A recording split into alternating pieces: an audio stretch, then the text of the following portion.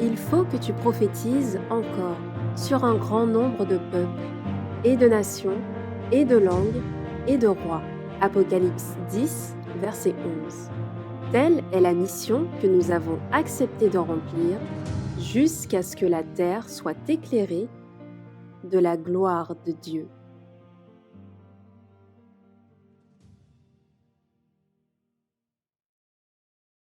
Eh bien, bonjour à toutes et à tous. Bon sabbat à chacun. Ça me fait vraiment plaisir de pouvoir être avec vous.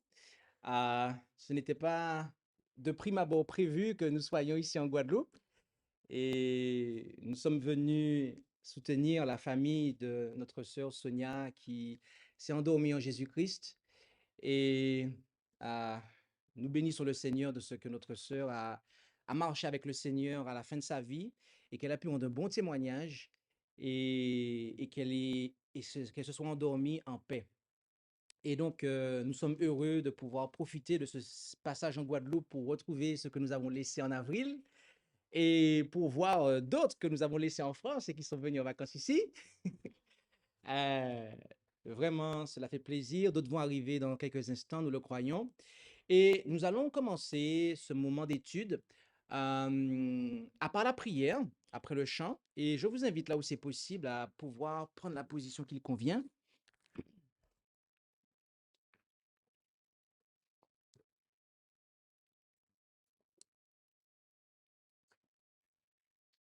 Prions. Notre Dieu, notre Père céleste, nous voulons te remercier pour ce privilège que tu nous accordes de pouvoir nous présenter devant toi en ce saint jour de sabbat. Et alors que nous sommes rassemblés ici, nous te demandons de nous bénir par la présence de ton Saint-Esprit, de tes saints anges. Veuille à les pas aussi de celles et ceux qui ont prévu d'être là et conduis-nous dans la compréhension de ta parole. Et nous t'en prions au nom de Jésus. Amen.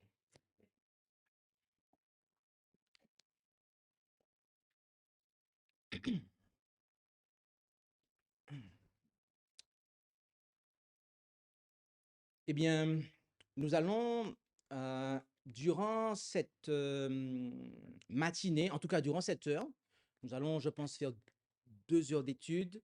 Et j'avais demandé à ceux qui voulaient de me proposer des sujets pour cette journée de sabbat. Il n'y a qu'une personne qui m'a répondu, enfin, qui m'a répondu à la question que j'ai posée. Une autre m'a dit, fais ce que Dieu te met à cœur, quelque chose comme ça. Bien évidemment, c'est tout le temps ce qui se passe. Mais des fois, on a besoin de connaître les besoins des gens parce que notre Seigneur Jésus-Christ, ses prédications répondaient aux besoins des gens. Et donc, il faut être vraiment attentif aux besoins. Et donc, je pense qu'il y a un besoin ici, en tout cas, et nous allons présenter la chose de façon à ratisser le plus large que possible. Nous allons considérer le sujet de la famille. Le sujet de la famille. Et nous allons commencer avec le modèle, d'accord, qui nous a été donné. Quel est le modèle de la famille? Adam et Ève? C'est intéressant. La réponse est intéressante. Elle est bonne, la réponse. Elle est bonne. Hein? Là maintenant, la réponse est complète. Au ciel, effectivement. Rendons-nous ensemble, si vous le voulez bien, en Genèse. Où allons-nous? C'est exact. Et on va considérer là, au chapitre 1 et au verset 26. D'accord? Genèse, chapitre 1, à partir du verset 26. Et là, nous allons considérer ce qui suit. Nous allons en, c'est exact, et nous lisons ce qui suit.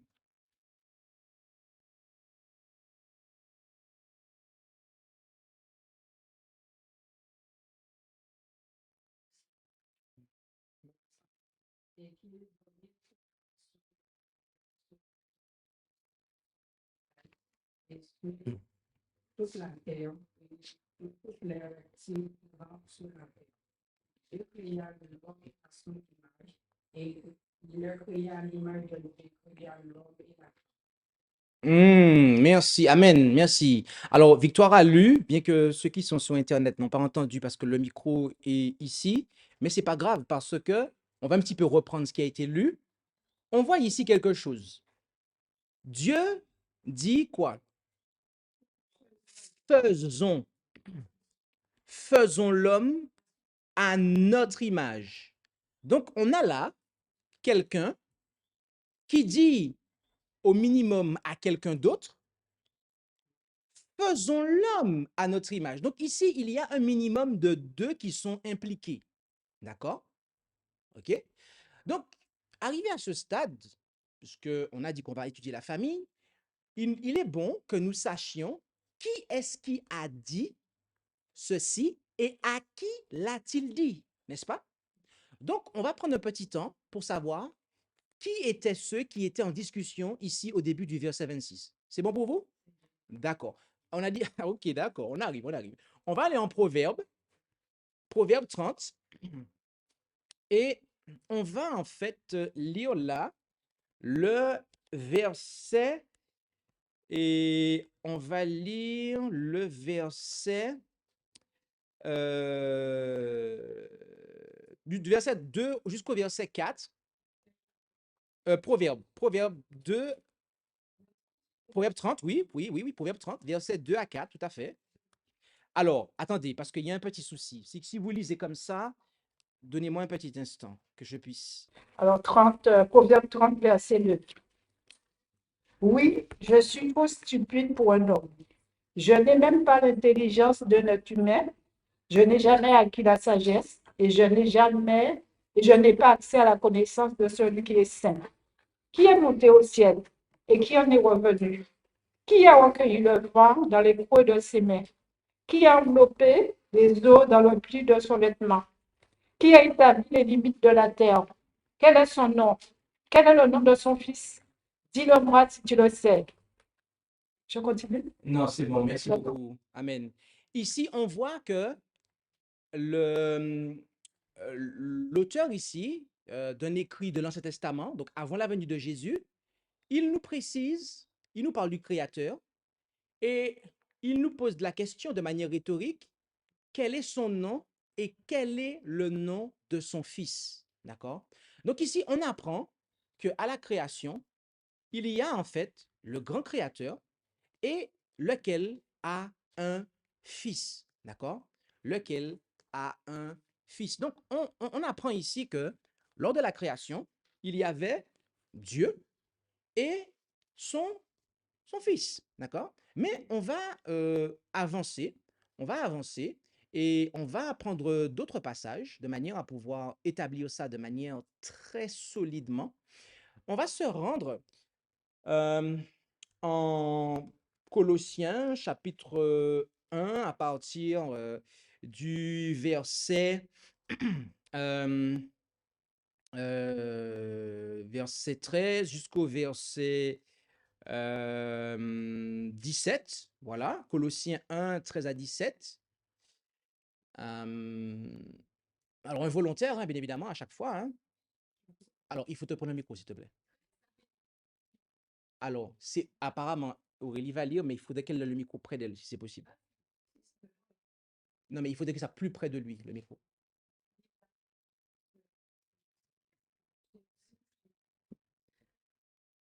Alors, Colossiens 1, verset 13 à 17. Tu peux y aller. Qui nous a délivrés de la puissance des ténèbres et nous a transportés dans le royaume du Fils de son amour, en qui nous avons la rédemption, la rémission des péchés. Il est l'image du Dieu invisible, le premier-né de toute la création. Car en lui ont été créées toutes les choses qui sont dans les cieux et sous la terre, les visibles et les invisibles, trône, dignité, domination, autorité. Tout a été créé par lui et pour lui. Il est avant toutes choses et toutes choses subsistent en lui. Ici, nous apprenons quoi? Eh bien que on parle de Dieu, on parle de son Fils Jésus-Christ, et on dit que c'est par lui, donc le dernier, donc Jésus, que toutes choses ont été créées. Donc, c'est par lui. OK? Donc, Jésus, ici, il est le canal, le moyen par lequel la création a eu lieu. OK? Voyons voir s'il y a encore d'autres versets qui corroborent cela de manière toujours plus claire. On va se rendre, si vous le voulez bien, ensemble en Éphésiens, Éphésiens 3 au verset 9. Et alors, ceux qui ont des versions secondes, vous allez être surpris parce que la version seconde ne retransmet pas vraiment ce que le texte grec dit ici. Mais nous affichons systématiquement une version du texte original. Éphésiens 3, le verset 9. Éphésiens 3, le verset 9. Un autre volontaire, bien évidemment. Alors, levez la main pour qu'on puisse vous diriger le micro vers vous. Et on fera attention à ce que le fil ne s'en mêle pas dans les pieds des chaises, s'il vous plaît. Alors, Valentine pourra lire avec le micro dans la main. Il n'y a pas de souci, on va te corriger s'il le faut. Vas-y.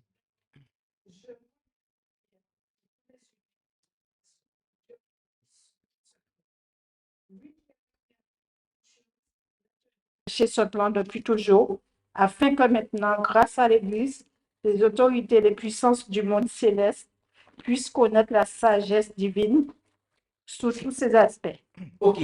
Alors, le verset 9, tu as lu le verset 9 et 10, si je ne me trompe pas. Mais le verset 9 dit ceci dans le texte original. Et pour mettre en évidence devant tous quelle est la communication qui nous a été accordée du mystère qui était caché de tout temps en Dieu, donc Dieu, lequel a créé toutes choses par Jésus-Christ. Voilà. Ça, c'est ce que le texte original grec dit. OK? Alors, pour la petite histoire, la version second est traduite. Second a fait un bon travail, hein. On ne critique pas le travail de second. Le problème, c'est que second s'est basé sur un manuscrit qui, lui, n'est pas le manuscrit, on va dire, majoritaire. Voilà, le manuscrit du texte reçu. Et donc, forcément, vous avez beau. Un maçon a beau construire la maison la plus solide que possible. Si le sol sur lequel la maison est bien construite est mou, ben la maison, elle a beau être solide, elle va s'effondrer quand même. Donc, voilà. Donc, du coup, ici, ce qu'on apprend, pour revenir à ce qu'on disait, c'est que, eh bien, on apprend que Dieu a créé toutes choses par Jésus-Christ. C'est par Jésus-Christ. Et on a un texte qui, dans toutes les versions, met tout le monde d'accord. Et c'est Hébreux 1, à partir du verset 1 et 2. OK, Hébreux 1 et 2. Alors, on peut prendre un autre volontaire. N'hésitez pas, ne soyez pas timide, hein, on est là en famille, hein, on est là tranquillement.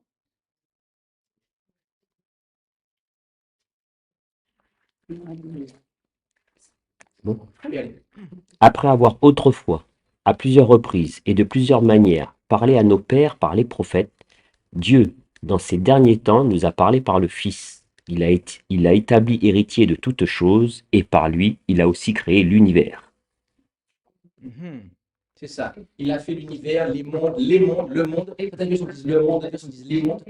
C'est ça. Donc ici, on apprend que Dieu a, par Jésus, créé, eh bien, il a fait la création. Voilà. Le monde, les mondes, l'univers, bref, il a créé toutes choses. Donc, au travers de cette petite parenthèse, nous avons pu clarifier une chose, c'est que Dieu a créé toutes choses par qui? Par Jésus-Christ. Donc, revenons à ce qu'on disait tout à l'heure. OK? Ici, Dieu dit, faisons l'homme à notre image. C'est qui a dit ça? C'est Dieu le Père. Dieu le Père, il a dit à Jésus, faisons l'homme à notre image. Imaginez-vous la scène. Le Père dit au Fils, le Père dit à son Fils, mon Fils, faisons l'homme à notre image, toi et moi. Créons une race, créons un peuple qui nous ressemble, toi et moi. Oui, c'est ça que Dieu le Père a dit à Jésus. Et selon notre ressemblance, et qu'il domine sur les poissons de la mer, etc., etc. Et quand on arrive au verset 27, on va avoir une confirmation de tout ce qu'on a dit. Dieu créa l'homme à son image, il le créa à l'image de Dieu, il les créa mâle et femelle. OK? Alors ça, c'est vraiment intéressant. On apprend que Dieu dit, faisons l'homme à notre image. On apprend ça au début du verset 26. Au début du verset 27, on nous dit oui, il créa l'homme à son image. Et après, on nous précise à la fin du verset 27, c'est qui l'homme qui a été créé à son image? Ben, on apprend en fait que c'est l'homme avec un grand H, c'est-à-dire le genre humain, ce qui inclut mâle et femelle. C'est vraiment intéressant.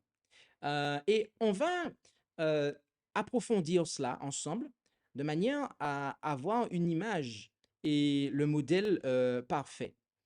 Nous allons commencer euh, cette comparaison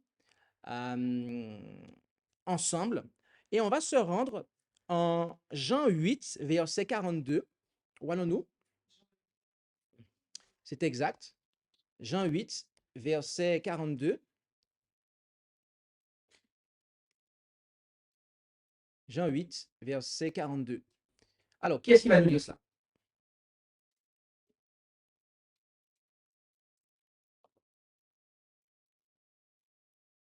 Corizon, alors, il faudra le prendre le micro, s'il te plaît.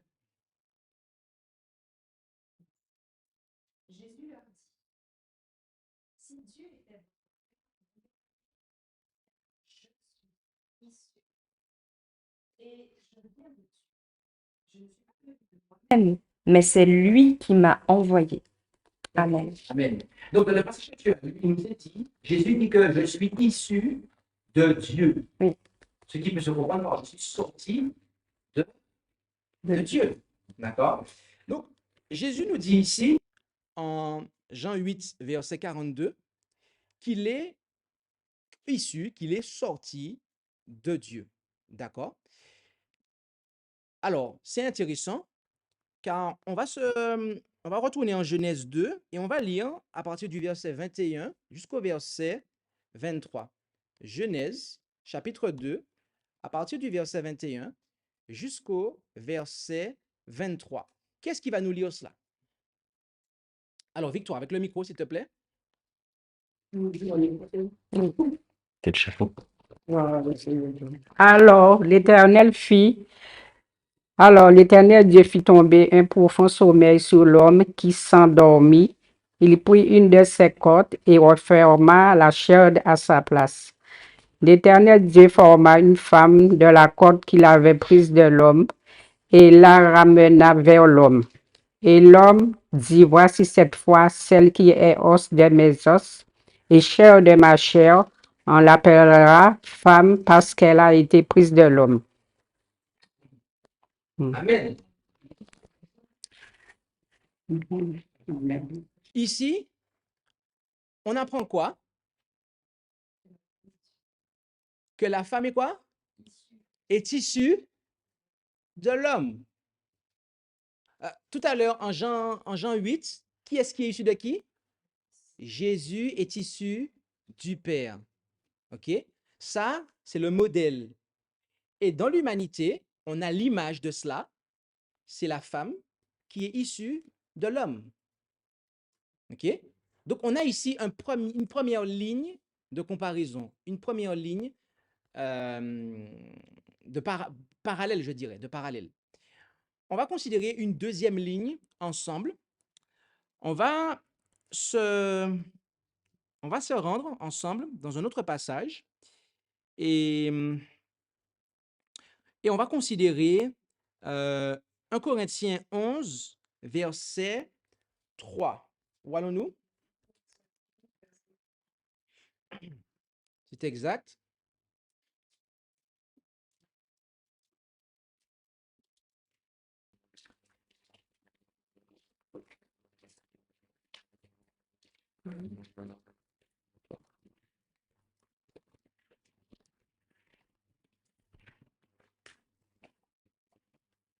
Je veux cependant que vous sachiez que Christ est le chef de tout homme, que l'homme est le chef de la femme et que Dieu est le chef de Christ. Amen. Ici, on apprend, alors c'est très simple parce que tout est dans le même verset, hein. On apprend une chose, c'est que Dieu est le chef de Christ. Et juste avant ça, on apprend quoi? Que l'homme est le chef de la femme. Donc, Dieu est le chef, la tête du Christ. L'homme est le chef ou la tête de la femme. D'accord? Donc, on voit bien cette deuxième ligne de parallèle qu'il y a ici, d'accord, dans le modèle et dans l'image. Modèle et image. On va prendre une troisième ligne de parallèle on va commencer en Hébreu 1, verset 4. Où allons-nous? C'est exact. Hébreu 1, verset 4.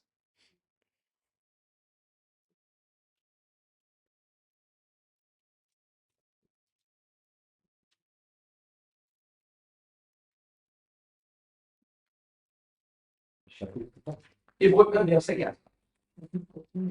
Hébreu 1, verset 4.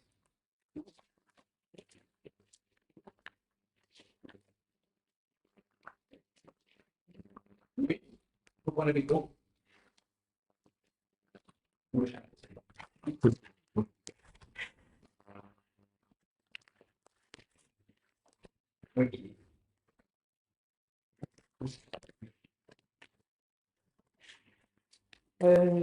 Le Fils est devenu d'autant supérieur aux anges de Dieu qui lui accordaient un titre qui surpasse le leur.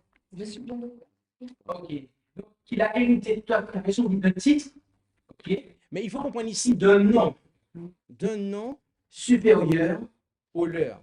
D'accord? Et quand on regarde au verset 8, je vais vous le dire rapidement, je l'affiche ici pour vous. Regardez comment le Père appelle son Fils. Ok? Regardez comment le Père appelle son Fils.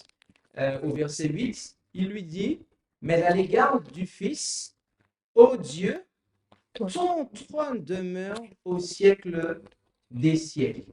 D'accord? Et au verset 9, il lui dit aussi, ô Dieu, ton Dieu. Donc le Fils est Dieu, mais le Père est le Dieu de Jésus. Ok? Au verset 9. C'est bon pour tout le monde, ça? D'accord. Donc, on a là un premier point de parallèle. On va prendre le deuxième point qui se trouve en Genèse 5, verset 8. Où allons-nous? Genèse 5, au verset... J'ai dit 8, mais c'est le verset 2. Désolé. Genèse 5, au verset 2. Genèse 5, au verset 2. Qui est-ce qui va nous le lire? Vas-y. Créa l'homme et la femme et les bénit, il les appellera du nom d'homme lorsqu'ils furent créés. OK. Mhm. Amen, merci. Donc, ce qu'on voit ici, c'est quoi? C'est que il les créa donc mâle et femelle, il les bénit et il leur donna le nom d'homme. Le Père, c'est qui? C'est Dieu.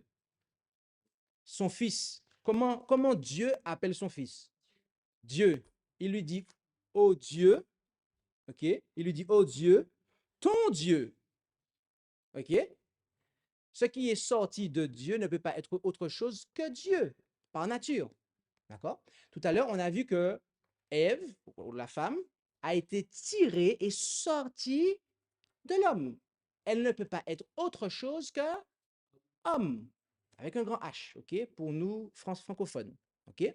Donc, on voit ici une troisième ligne de parallèle. C'est que la femme porte le nom de l'homme. Et ça, d'ailleurs, cela a une application très intéressante dans nos sociétés aujourd'hui, d'ailleurs, dans quasiment presque toutes les sociétés de la Terre, sauf certaines sociétés matriarcales, très éloignées, un peu... Voilà. Et quand une femme se marie à un homme, qu'est-ce qui se passe? Elle porte le nom de l'homme. D'accord? Donc, cela, eh bien, est typiquement biblique. On trouve cela dans la Bible. OK? On a une autre ligne de parallèle encore qu'on pourrait prendre, hein, il y en a plusieurs. On va se rendre on va commencer en Jean. On va se rendre en Jean, l'évangile selon Jean, chapitre 5, et au verset 18. Jean chapitre 5, verset combien?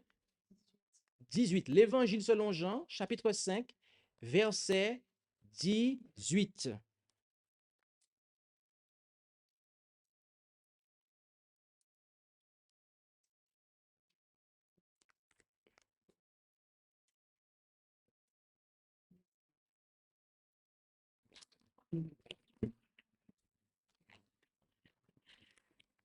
À cause de cela, les Juifs cherchaient encore à le faire mourir, non seulement parce qu'il violait le sabbat, mais parce qu'il appelait Dieu son propre Père, se faisant lui-même égal à Dieu. Amen. Amen. En appelant Dieu son Père, Jésus disait par là qu'il était le Fils de Dieu. Et forcément, si vous êtes le fils de quelqu'un, cette personne vous est égale. Philippe, Mathias, il a l'air petit. Mais est-ce que tu sais que allez, dans 10 ans, il va te porter, il va te faire décoller du sol, tu vas rien comprendre.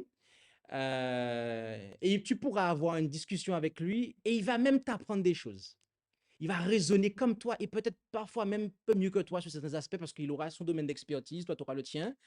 Et tu pourras parler avec lui d'égal à égal. Et voilà. Cependant, il y aura toujours une chose, Mathias, que tu ne pourras jamais changer, c'est que Philippe sera toujours ton père. Tu auras beau être plus intelligent que lui, tu auras beau pouvoir l'envoyer jusqu'au ciel, ce sera toujours ton père, parce qu'il aura toujours été là avant toi. D'accord? Donc tu es égal à lui, tu es un homme comme lui, mais il vient avant toi. Eh bien, c'est pareil pour Dieu et Jésus. Jésus est égal au Père. Ok, il est égal au Père. Et donc, c'est ce qu'on voit aussi. Mais on va prendre le modèle parce qu'on reste pour l'instant au niveau de l'homme et de la femme en Genèse 2, verset 24. Où allons-nous? Genèse 2, verset 24.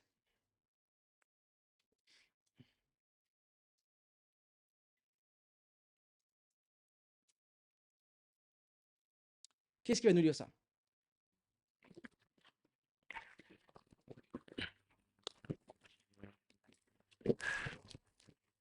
C'est pourquoi l'homme laissera son père et sa mère et s'attachera à sa femme, et ils seront une seule chair. Amen. Donc, on voit ici que l'homme et la femme, eh bien, ils sont amenés par l'union du mariage à être une seule chair. Donc, on voit bien que si il y a une unité à ce niveau-là, c'est bel et bien parce que il y a un niveau d'égalité. OK? Il est inutile de dire aussi que de la même façon que Dieu a tout créé par Jésus, que Dieu a donné la vie et a apporté la vie par Jésus, de la même façon, l'homme, pour pouvoir, on va dire, procréer et non pas créer, eh bien, il a besoin de sa femme. D'accord? Une femme ne peut pas à elle seule, même si elle a tout l'appareil qui fonctionne bien, elle ne peut pas donner naissance à un être humain sans homme, ok? Sans son homme. Et l'homme a besoin de sa femme pour pouvoir donner naissance. Donc, on voit ici ce modèle. On voit ici que l'homme et la femme, le genre humain, mâle et femelle, a été créé à l'image de Dieu, de la divinité, c'est-à-dire du Père et du Fils. Dieu crée toutes choses. Dieu, alors très précisément, Jésus est issu de Dieu. L'homme, la femme a été tirée de l'homme. Ok? Dieu a créé toutes choses par Jésus. Ok? L'homme, pour procréer, eh bien, il passe par la femme. Dieu est la tête du Christ, il est le chef du Christ. L'homme est le chef de la femme. Jésus porte le nom de son Père, de Dieu. La femme porte le nom de l'homme.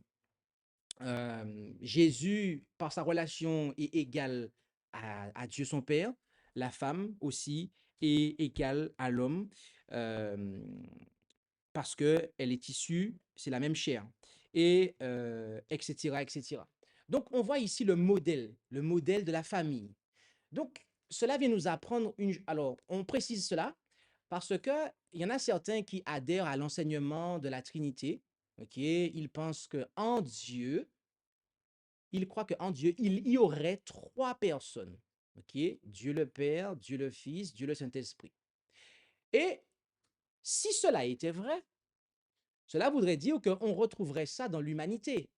Ok, cela voudrait dire qu'il y aurait eu un troisième individu dans l'affaire. Ce ne serait pas que mâle et femelle.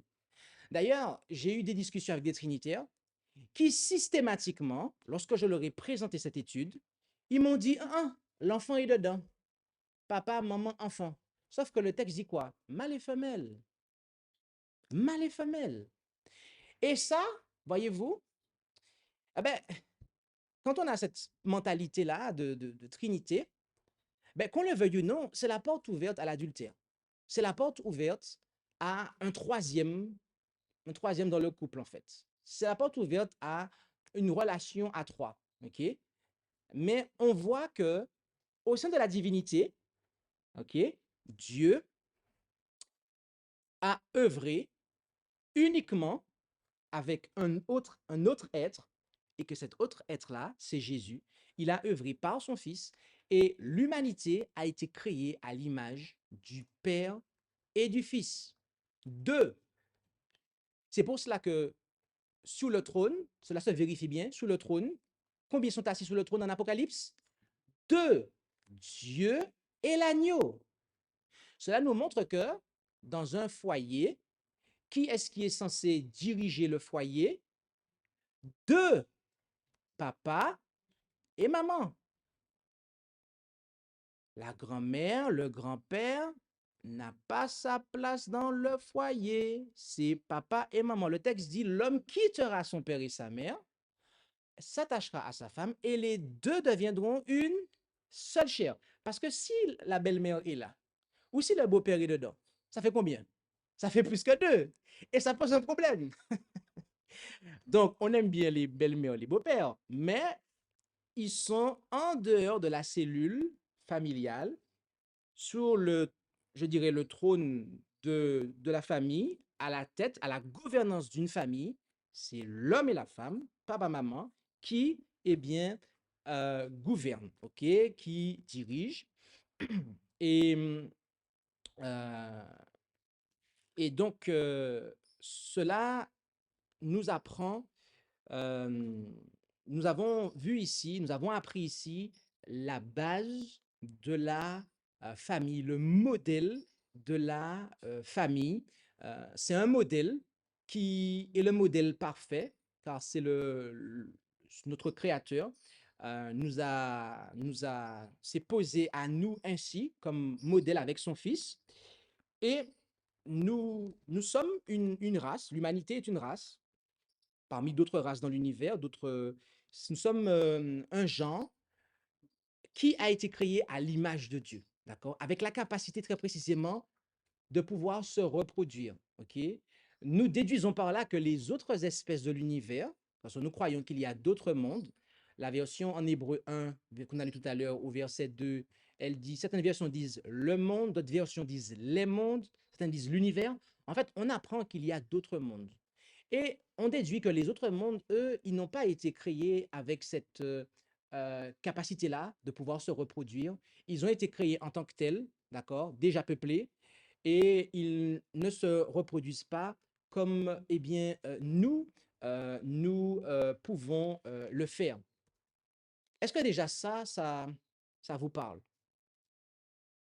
Est-ce que vous vous rendez compte de du sens que ça a maintenant quand on lit ce passage de Genèse 1, versets 26 et 27, que nous avons été créés à l'image de Dieu. Pas simplement en tant qu'individu. Oui, c'est vrai, en tant qu'individu. Dieu, on sait qu'il a un corps, on le voit en Daniel, on le voit en Ézéchiel, on le voit en Ésaïe, on le voit en Jean dans l'Apocalypse. Il a un corps, il est assis sur un trône, il a des cheveux, etc., des vêtements. Ok, il a un corps, il a un esprit, Ça, c'est vrai. Donc, en tant qu'individu, oui, on a été créé à son image. Adam a été créé à l'image de Dieu du point de vue individuel. Mais du point de vue relationnel aussi, Adam et Ève, mâle et femelle, ils ont été créés à l'image de Dieu, c'est-à-dire la divinité, c'est-à-dire le Père et le Fils. Donc, nous avons été créés à l'image de Dieu. L'humanité, c'est une miniature, une illustration, une image de ce qu'est la divinité. OK? Et donc, lorsqu'on va vouloir considérer la famille, eh bien, il va falloir avoir cela en tête. Le modèle divin, c'est la base. Est-ce qu'arrivé à ce stade, il y a des questions avant qu'on aille plus loin? Parce que ça, c'est fondamental. Ça, si on ne connaît pas ça, oh là là, ça pose des problèmes. C'est source de problèmes. C'est pas Mathias? N'est-ce pas? Est-ce qu'il y a des questions? C'est clair pour tout le monde? Bon, mais si c'est clair, on va pouvoir continuer. On va pouvoir continuer à étudier en ce qui concerne la famille. Alors, par rapport à ce qu'on a vu ici, eh bien, on a vu un aspect, c'est que dans le modèle, il y a deux. Ça veut dire que dans l'image, il y a combien? Deux. L'homme et la femme. Mâle et femelle. C'est important. Notez que il n'y a pas en fait dans la divinité deux papas. Il n'y a pas deux papas dans la divinité. Il y a un père, il y a un fils. Il n'y a pas deux fils. Il n'y a pas deux papas. Il y a un père et un fils. Le texte nous dit qu'il y a mâle, dans l'image, c'est mâle et femelle. Il ne dit pas mâle et mâle, femelle et femelle.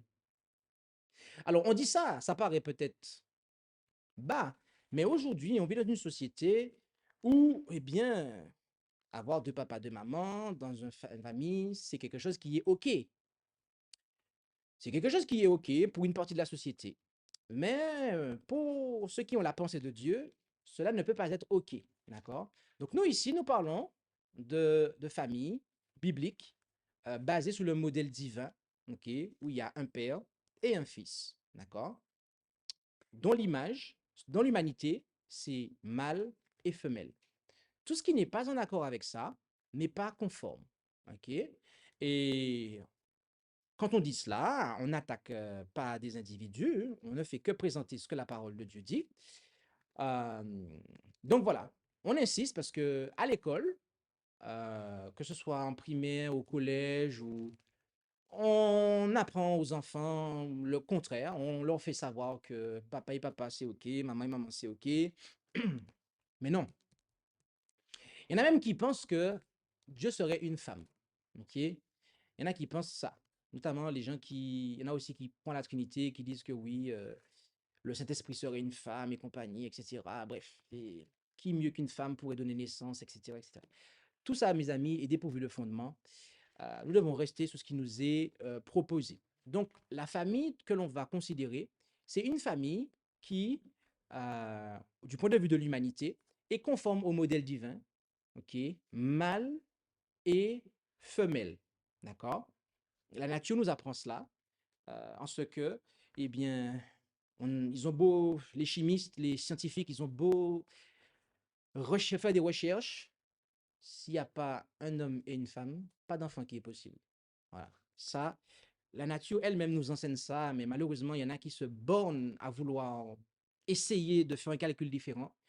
Ils ne réussiront pas, ok? Parce que Dieu a bien cloisonné les choses et c'est comme ça. Maintenant, on va avancer dans notre étude et on va considérer les relations intrafamiliales. On va considérer les relations intrafamiliales. On a déjà vu dans les passages qu'on a ciblés tout à l'heure, notamment 1 Corinthiens 11 au verset 3. On avait vu que l'homme est le chef de la femme, tout comme Dieu est le chef du Christ. Cela nous montre une chose, c'est que dans la divinité, celui qui est à la tête, c'est Dieu le Père, d'accord? Le Père ne fait pas semblant d'être un père. C'est pas un jeu de rôle. C'est pas pour dire que oui, le Fils pourrait diriger le Père et le Père va se soumettre au Fils. Et puis, non, ça, c'est dans la Trinité, oui, il y a un jeu de rôle. OK? Parce que dans la Trinité, il y a pas, Jésus n'est pas vraiment le Fils. Il fait semblant. Mais selon la Bible, Jésus est vraiment le Fils de Dieu, littéral. OK? Michée 5, verset 1 et 2 nous le montre, Proverbe 8, verset 22 à 28, etc. Tous ces passages-là nous montrent que Jésus était déjà le Fils de Dieu avant de venir sur terre, avant Bethléem. On l'a vu aussi en Proverbe 30, versets 3 et 4. D'accord?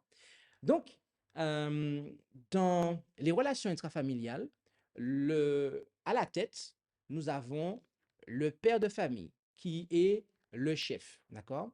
Il est le chef et auquel la femme est soumise. Alors, un discours comme ça, en 2025, ça peut faire grincer les dents. Comment ça? La femme soumise à l'homme, c'est pas correct. Il y a effectivement, on vit dans une société où ce discours-là, eh bien, peut crisper. Ça peut causer des ennuis aux prédicateurs qui osent dire ça. Mais nous allons voir ce que la Bible entend par la soumission et voir, eh bien, ce qu'il en est du point de vue biblique. On va se rendre dans le Nouveau Testament et on va considérer ce que nous lisons au Éphésiens 5. On va se rendre dans Éphésiens 5 et on va lire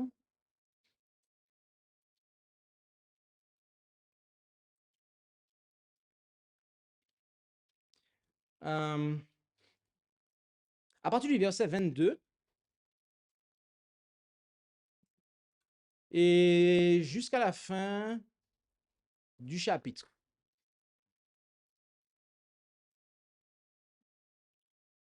Alors, qui va nous lire ça?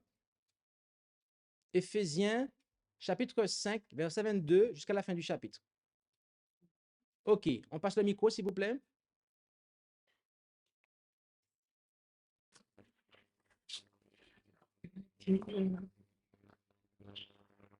Éphésiens 5, 22, c'est ça? Oui, c'est ça. 22, jusqu'à la fin du chapitre. Femmes, soyez soumises à vos maris, comme vous l'êtes au Seigneur. Car le mari est le chef de sa femme, comme le Christ est le chef de l'Église. Le Christ en effet le sauveur de l'Église, qui est son corps. Les femmes doivent donc se soumettre en tout à leur mari, tout comme l'Église se soumet au Christ. Marie, aimez vos femmes, tout comme le Christ a aimé l'Église jusqu'à donner sa vie pour elle. Il a voulu ainsi rendre l'Église digne d'être à Dieu, après l'avoir purifiée par l'eau et par la parole. Il a voulu se présenter à lui-même l'Église dans toute sa beauté, pure et sans défaut, sans tache, ni ride, ni aucune autre imperfection. Les maris doivent donc aimer leurs femmes comme ils aiment leur propre corps. Celui qui aime sa femme s'aime lui-même. En effet, personne n'a jamais haï son propre corps. Pardon. Au contraire, on le nourrit et on en prend soin, comme le Christ le fait pour l'Église, son corps, dont nous faisons tous partie. Comme il est écrit, c'est pourquoi l'homme quittera son père et sa mère pour s'attacher à sa femme, et les deux deviendront un seul être. Et il y a une grande vérité cachée dans ce passage. Je dis, moi, qu'il se rapporte au Christ et à l'Église. Mais elle s'applique aussi à vous. Il faut que chaque mari aime sa femme comme lui-même et que chaque femme respecte son mari. Amen. Amen. Alors, ici, merci beaucoup pour la lecture de ce passage. On a vu eh bien, ce qu'il en est, d'accord, par rapport à l'enseignement de la parole ici. Très bien. Donc, on vient de lire Éphésiens 5, du verset 22 jusqu'au verset 33. Donc, toute cette portion-là. Et ici, on a vu, eh bien, ce qu'il en est. La femme, tout comme Christ, eh bien, est appelée à se soumettre à son mari, n'est-ce pas? Notez qui est-ce qui demande cela? Est-ce que c'est le mari qui demande à sa femme de se soumettre à elle? C'est exactement, c'est pas le mari. C'est Dieu qui demande ça, en fait. Dieu commande à la femme de se soumettre à son propre mari, d'accord? Comme au Seigneur, d'accord? Comprenant par là que, en fait, faisons comprendre qu'une femme qui veut plaire aussi au Seigneur Jésus, eh bien, elle est appelée à se soumettre à son mari. Et au verset 24, et plus précisément au verset 25, on précise, alors bien évidemment au verset 24, on précise que l'Église, tout comme l'Église est soumise au Christ, donc on sait que l'Église est symbolisée par une femme, d'accord, dans la parole de Dieu. Donc on a aussi cette application-là pour l'Église, d'accord, donc la femme, du point de vue individuel, mais aussi du point de vue de la femme symbolique qu'est l'Église. Il doit y avoir une soumission au Christ, d'accord? Et au verset 25, là, on dit, Marie, aimez vos femmes comme Christ a aussi aimé l'Église et s'est livré lui-même pour elle. Donc, Dieu, il demande à la femme d'être soumise à son mari et parallèlement à cela, il demande au mari d'aimer sa femme comme Christ a aussi aimé l'Église et s'est livré lui-même pour elle. De la même façon que Christ et Jésus a sanctifié l'Église en la nettoyant, la lavant par l'eau de la parole. Donc, on voit ici que le mariage est une institution de sanctification. Le mariage a été institué pour la sanctification. Qu'est-ce qui savait ça? En tout cas, c'est marqué là. C'est marqué là, sous nos yeux, le verset 26. OK? On voit que Christ et l'Église, leur rapport leur relation est une relation qui tend à la sanctification. OK? Et donc, c'est la même chose pour l'homme et la femme. C'est une relation qui doit tendre à la sanctification. Donc, le mariage, la famille, c'est une relation, le noyau même, donc homme et femme, c'est l'objectif, c'est la sanctification. Verset 28, donc, les maris doivent aimer leurs femmes comme leur propre corps, etc., etc. Et verset 33, que chacun de vous aime sa femme comme lui-même et que la femme respecte son mari. Donc, on voit ici la double directive qui est donnée. Premièrement, à la femme de respecter son mari, de lui être soumise. Et le mari, bien évidemment, il a aussi une directive, c'est d'aimer sa femme comme Christ aime l'Église. Alors, maintenant, je vais poser une question aux femmes qui sont ici, éventuellement, qui peut-être, sans me le montrer, grincent des dents quand j'ai dit ça. Mais si le mari vous aime comme Christ aime l'Église, est-ce que c'est compliqué d'être soumise à lui? Non. Maintenant, si vous ne dites pas non, c'est que là, il y a un problème. Là, les femmes qui diraient, ah, même comme Jésus, même, ah, je n'accepte pas cette soumission-là, c'est quoi cette affaire et compagnie? Alors là, on rentre dans un problème de conversion. OK. Ah?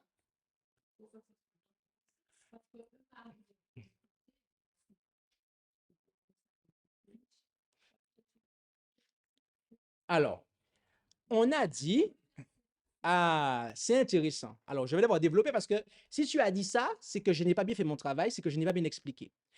Quand il a été dit tout à l'heure, comme le mari doit aimer sa femme comme Christ aime l'Église, reprenons le verset en question.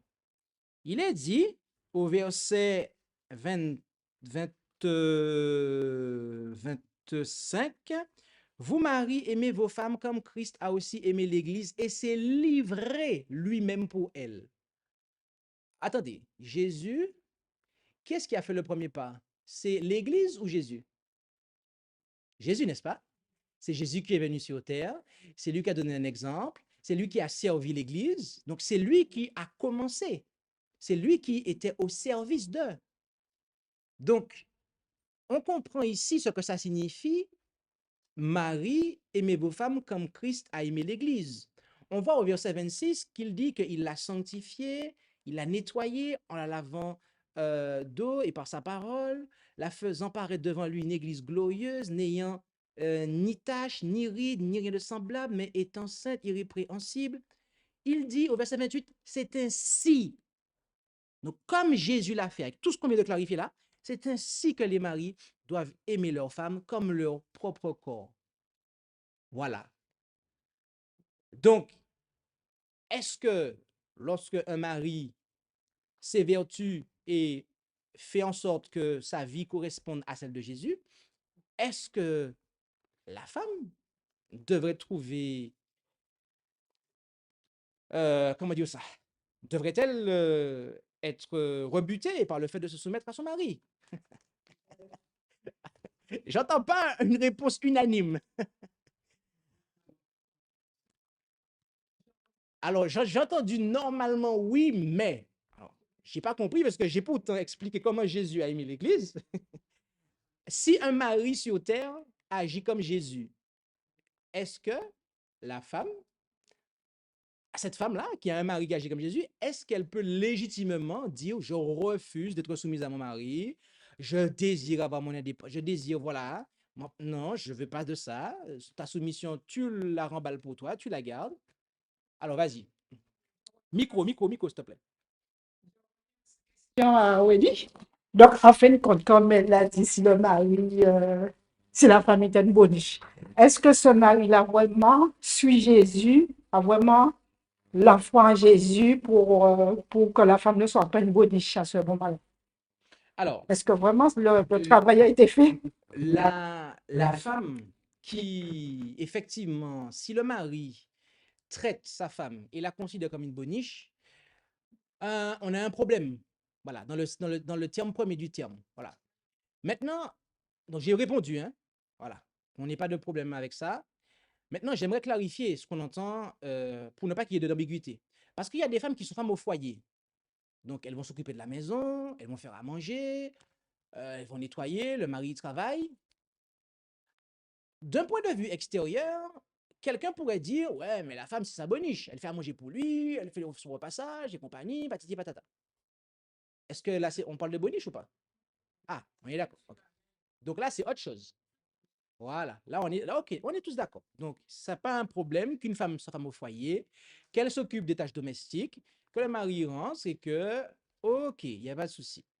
Donc, là-dessus, on est d'accord. Donc, bien évidemment, la femme n'est pas la boniche de l'homme. Si la femme est fatiguée, le mari doit pouvoir l'aider, il doit pouvoir pallier, mettre la main à la pâte. Donc ça, c'est quelque chose qui doit pouvoir se faire.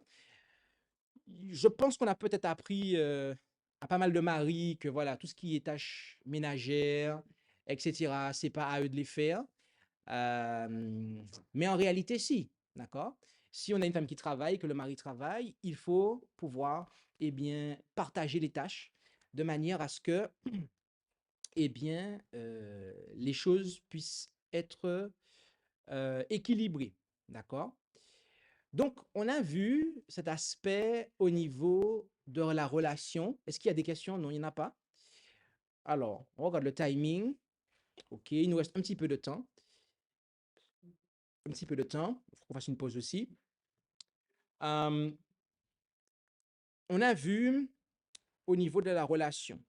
On a vu la relation qu'il doit y avoir entre homme et femme. Et ça, c'est quelque chose qui est fondateur. D'accord?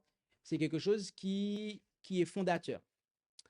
Il ne faut pas hésiter à me poser des questions aussi s'il y avait des éléments particuliers que vous avez en tête quand vous avez proposé le sujet de la famille, des aspects, vas-y. Alors, le micro, s'il te plaît.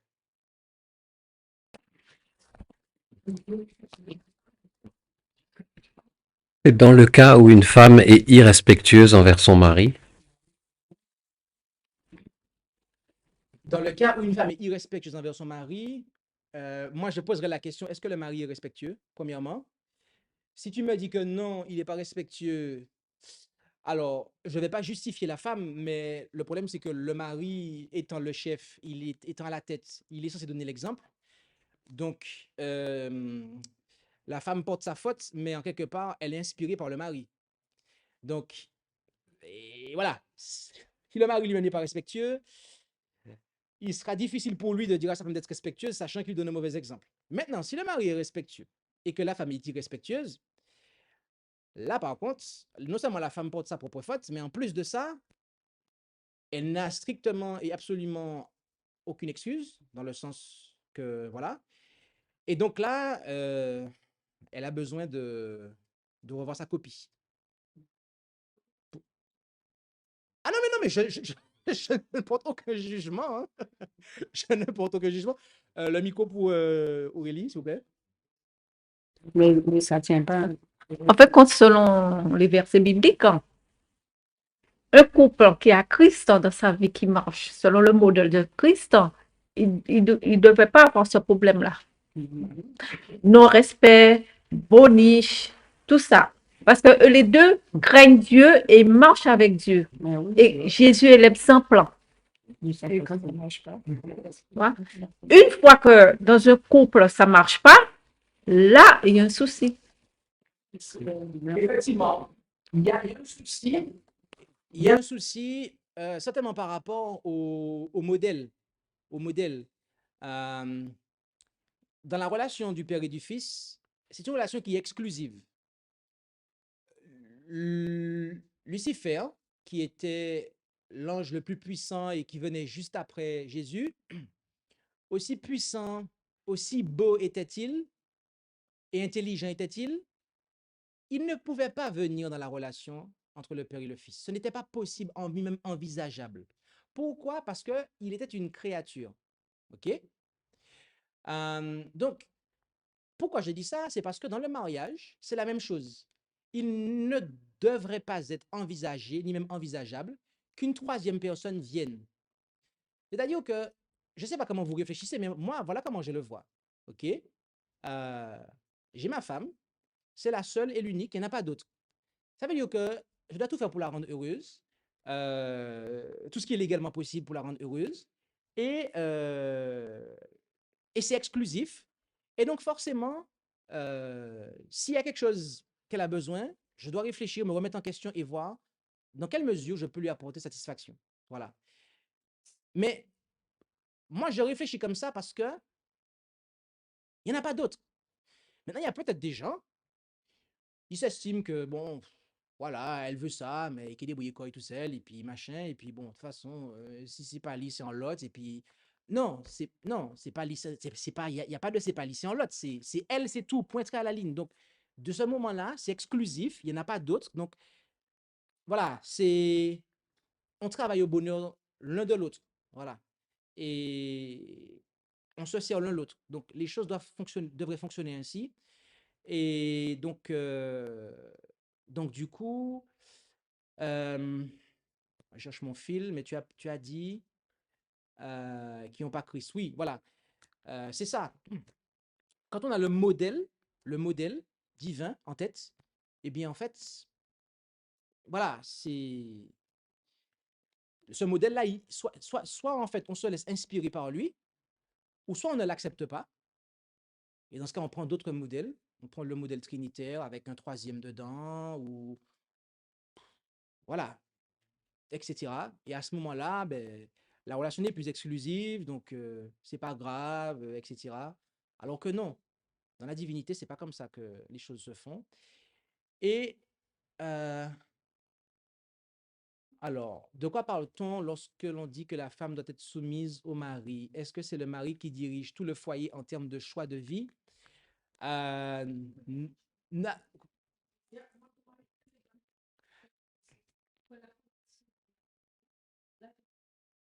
Alors, on a dit qu'il n'y a que des bonnes choses, effectivement. On a une question sur Internet, je l'apprends, je n'aurais pas dû faire ça, mais elle est intéressante parce que je vois que ça apporte à ce qu'on dit. De quoi parle-t-on lorsque l'on dit que la femme doit être soumise au mari?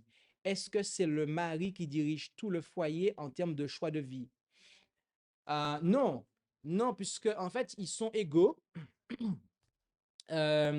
il y a cette relation-là et on voit en fait que le mari doit aimer sa femme comme son propre corps, d'accord? Ça veut dire qu'il ne va pas faire quelque chose qui va déplaire à sa femme, qui sera contraire à ses goûts, etc. C'est simplement que s'il y a un désaccord, on est censé rechercher un accord, d'accord, pour tout. Voilà. Maintenant, il peut arriver qu'il y ait un désaccord, ça arrive. C'est pas souhaitable, mais ça arrive. Et s'il y a un désaccord, en termes d'être humain, parce qu'entre Dieu et Jésus, ça n'arrive pas, il y a une entente parfaite, mais il peut arriver dans l'humanité faible qui est la nôtre, qu'il y ait un désaccord. À ce moment-là, la priorité sera donnée au mari. OK? Voilà. Donc maintenant, pour tout ce qui concerne la famille, les choix de vie, etc., le mari et la femme sont censés se concerter, sont censés bien, réfléchir ensemble, partager pour pouvoir gérer les choses. D'accord? Voilà. Moi, par exemple, tout ce qui concerne la maison, l'agencement de la maison, etc., tout ce qui est esthétique, ça, je m'en occupe pas. C'est ma femme qui gère ça. Elle a carte blanche pour aménager la maison comme elle veut. OK? Donc, parce que moi, c'est pas trop mon truc, les agencements. Mais moi, ce qui m'intéresse, c'est de savoir qu'elle est dans une maison qui lui plaît, qui est à son goût. Et ça me rend heureux parce qu'elle est heureuse. Donc, j'ai entre guillemets, mon compte dans cette affaire-là, puisque elle est heureuse, je suis heureux, donc tout le monde est heureux, donc tout va bien. Donc voilà, ça, il y a des fois, on peut faire des concessions comme ça. Dans certains domaines, le mari peut donner carte blanche à sa femme parce que ben, ça la rend heureuse, ça le rend heureux après. Donc, les choses vont ainsi. Il y avait des questions ici? Oui?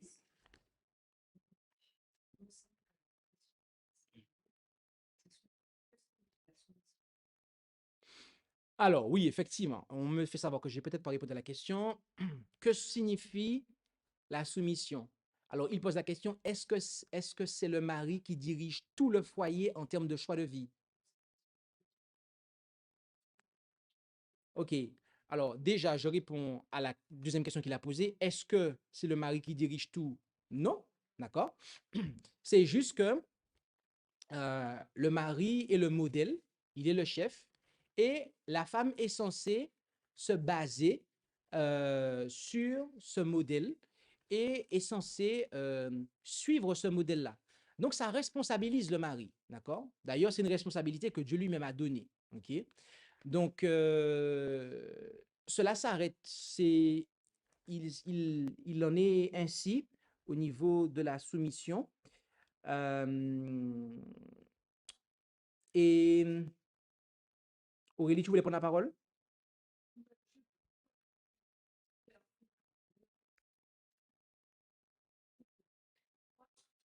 Que les gens, quand ils entendent soumission, c'est quand tu dois faire la chose.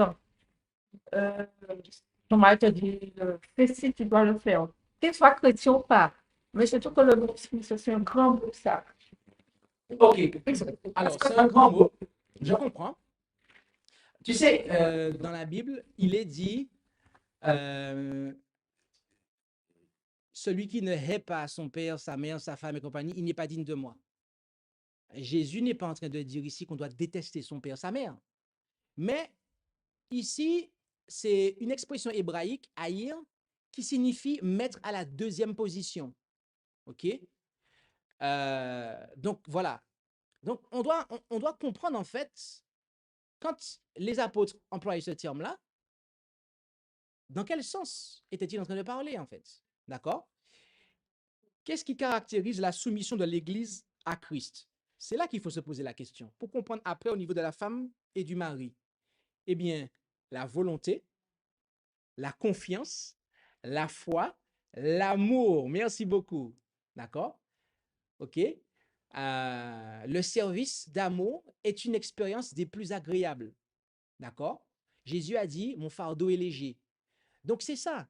La femme doit pouvoir avoir confiance en son mari. OK? Elle va l'aimer. Et quand vous avez confiance en quelqu'un, eh ben, c'est ça, en fait. Vous suivez cette personne-là et, en fait, vous rendez pas compte, mais vous êtes soumise à cette personne. Quand vous vous confiez en quelqu'un, vous dites à la personne, bon, je te fais confiance. Ben, vous vous soumettez dans ce domaine-là à la personne. Vous lui faites confiance. Il y a une forme de soumission ici, en fait. Donc, c'est dans la définition du mot qu'il nous faut euh, parler. Et c'est là qu'il nous faut nous poser la question, que signifie soumission en termes bibliques? D'accord? Euh, on a peut-être l'image du chien et de son maître, qui le tient par la chaîne comme ça et qui lui dit au pied et compagnie. Non, on n'est pas du tout dans ce registre-là. Ça n'a rien à voir. On a tout faux si c'est comme ça qu'on pense à la chose. Et donc, ça n'a rien à voir avec ça, en fait. Oui, tu peux y aller. Ah, est-ce qu'on peut dire mettre dans la solution, on peut dire aussi le terme d'être dépendant de la conscience, d'avoir conscience qu'on dépend de ce côté, on a besoin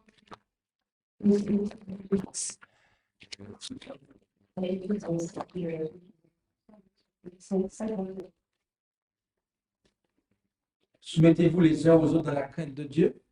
quand on parle de la vie sur le péjoratif, alors que ici, on est dans l'église, c'est pour le terme, c'est l'amour en fait, qui convient ça, c'est le fait de faire confiance à Dieu, de se respecter, ça inclut tout ça en fait.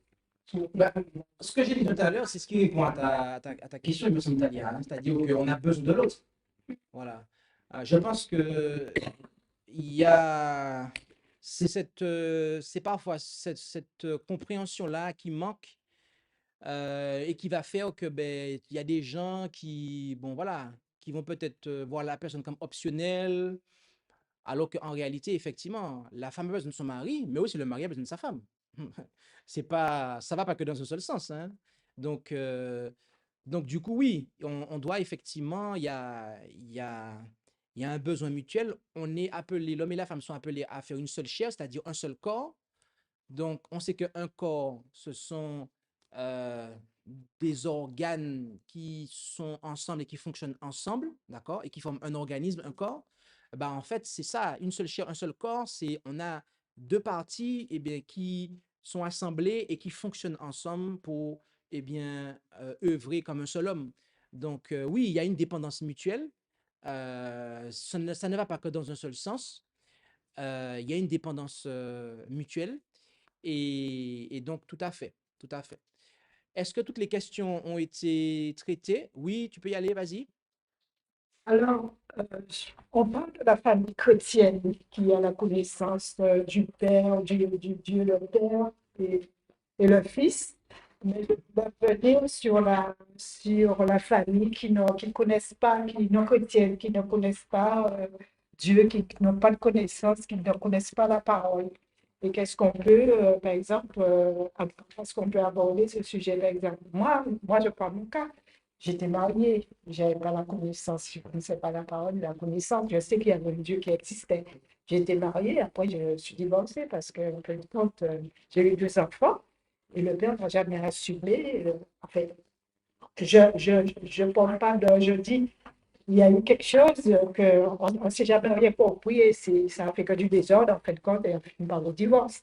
Voilà quoi, je me disais, comment on peut aborder et qu'est-ce qu'on peut dire par rapport à parce que toutes les familles qui sont mariées ne sont pas des familles chrétiennes, ne connaissent pas la parole, pas de connaissance. Voilà, quoi. Qu'est-ce qu'on peut dire?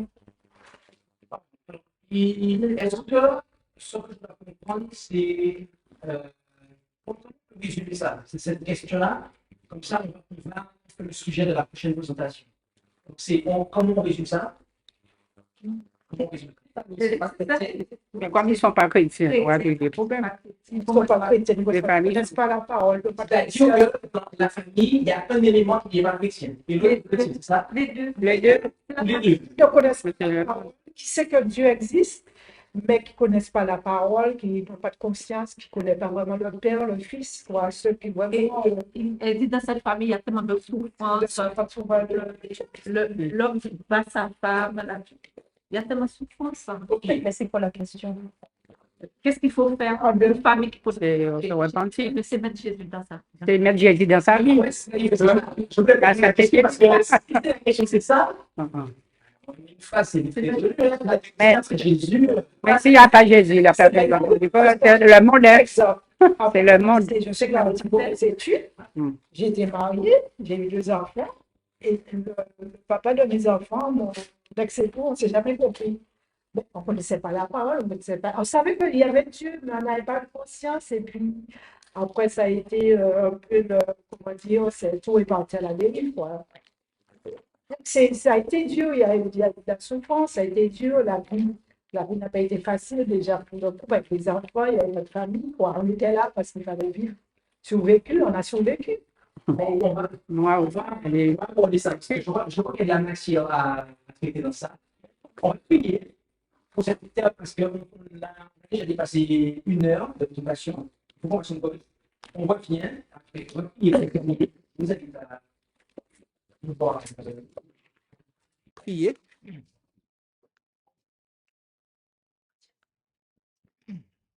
Prions. Notre Dieu, notre Père céleste, nous voulons te remercier pour ce moment que tu nous as permis de pouvoir passer et nous te remercions pour ce modèle que tu nous donnes, toi et Jésus, pour nous, hommes, et aide-nous à pouvoir le retenir et le comprendre afin de pouvoir, en le contemplant, être transformé à l'image de ce que nous contemplons. Bénis chacun d'entre nous et garde-nous pour la suite et nous t'en prions au nom de Jésus et pour ta gloire, Père. Amen.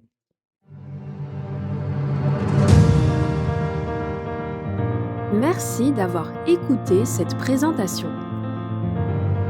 Si vous souhaitez prendre part à la mission que Jésus-Christ confia à notre Église, contactez-nous via les coordonnées présentes sur la page à propos de notre chaîne YouTube